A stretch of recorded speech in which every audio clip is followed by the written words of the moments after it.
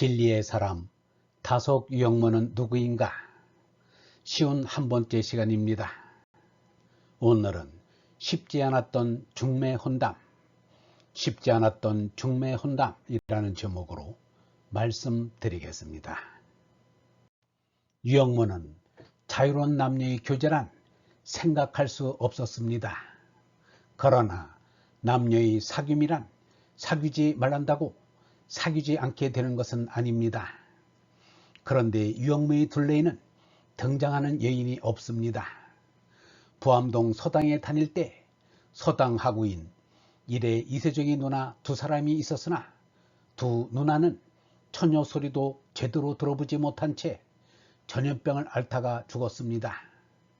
오산학교 교사를 지냈고 동경물리학교 유학을 다녀온 유영모이지만 사귄 여성이 없으니 중매 결혼을 할 수밖에 없었습니다. 목사 김필성이 중매에 나서게 되었습니다. 김필성은 자신의 친구인 김건표의 누이 김효정을 소개하였습니다. 김건표는 친구 김필성의 소개말을 듣고 유영모를 훌륭한 매부감으로 생각하였습니다. 김건표는 유영모보다 7살 위로 전주 신흥학교 교사와 군산 우체국장을 지냈습니다. 신부될 김효정은 충남 한산에서 태어났습니다.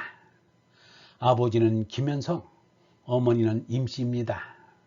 위로 오빠 건표가 있고 3살 아래의 동생 숙정이가 있습니다. 김현성은 구한말 무관 출신으로 기골이 장대하며 성격이 호방하였습니다. 일찍 김옥균, 박용호 등을 쫓아 개화운동에 가담하였습니다. 뒤에 전남도청을 비롯하여 목포에서 공직생활을 하였습니다. 퇴직 시에는 차함 군수의 대접을 받았습니다. 김효정 일가는 아버지와 오빠의 직장을 따라 광주, 목포, 전주, 군산 1위 등 호남 여러 곳을 옮겨 다니며 살았습니다. 효정, 숙정 자매는 군산에서 이 나라의 초기 학제에 소학교 3년, 중학교 3년 과정의 학교를 다녔습니다. 개화파의 아버지답게 두 딸을 함께 학교에 보냈습니다. 여학생이라고는 두 자매뿐이었습니다. 1년 내내 장옷으로 얼굴을 가리고 학교에 다녔습니다. 3살 터울의 자매가 동급생이 되어서 학교에 다닐 수 있었지 혼자였으면 다니지 못하였을 것입니다. 여름에는 덮어쓴 장옷으로 잔등에 땀띠가 나 고생을 하였습니다. 나이 많은 남학생 틈에 자매가 학교에 다닌다고 사람들이 구설수에 올랐습니다. 어찌나 말이 많은지 두 자매가 도중에 학교에 가기를 그만두었습니다. 그러자 학교 측에서 집으로 찾아와 두 자매가 학업을 마치고 졸업장을 받게 해달라고 호소하였습니다. 두 자매가 도중에 그만두면 앞으로 다른 여학생들이 학교에 다닐 용기를 내지 못한다는 것이었습니다. 그리하여 두 자매는 다시 학교에 나가 졸업을 하였습니다. 동생 숙정은 서울에 와서 경기고녀를 졸업한 뒤에 교사가 되었습니다. 김효정의 아버지 어머니는 오빠와는 달리 신랑감 유영모를 탐탁히 생각지 않았습니다. 김현성은 사위도 자신처럼 건장한 몸집에 혹한 맘씨를 지닌 무인형을 바랐습니다. 그런데 유영모는 작은 체격에 깐깐한 성격의 이른바 선비형입니다. 더구나 유영모는 지금은 서울에 살지만 앞으로 시골로 가서 농사 지으며 살 거라고 말하였습니다. 그 말 때문에 규수의 어머니가 아주 싫어하였습니다. 사위될 사람이 시골에 가서 농사를 짓는다면 체력이 약한 맏딸이 농사 바라지를 감당해낼 수 없을 것이라고 하였습니다. 남편 따라 밭 일항에서 김 메고 오줌 항아리를 여서 나르고 마당질에 도리깨질을 해야 할 터인데 효정이 체력으로는 안 된다는 것이었습니다. 80살이 다 된 할머니 김효정은 유영모와 혼담이 있던 처녀 때의 일을 이렇게 회상하였습니다.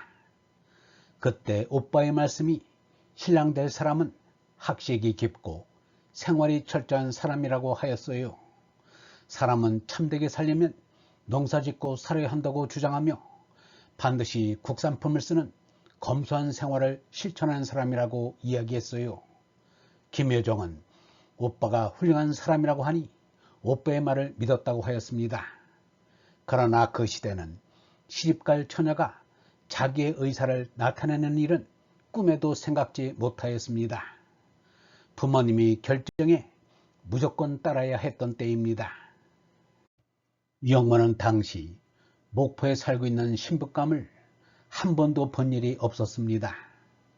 중매하는 김필성의 얘기만 듣고 차만 규설하여 혼사가 이루어지기를 바랬습니다.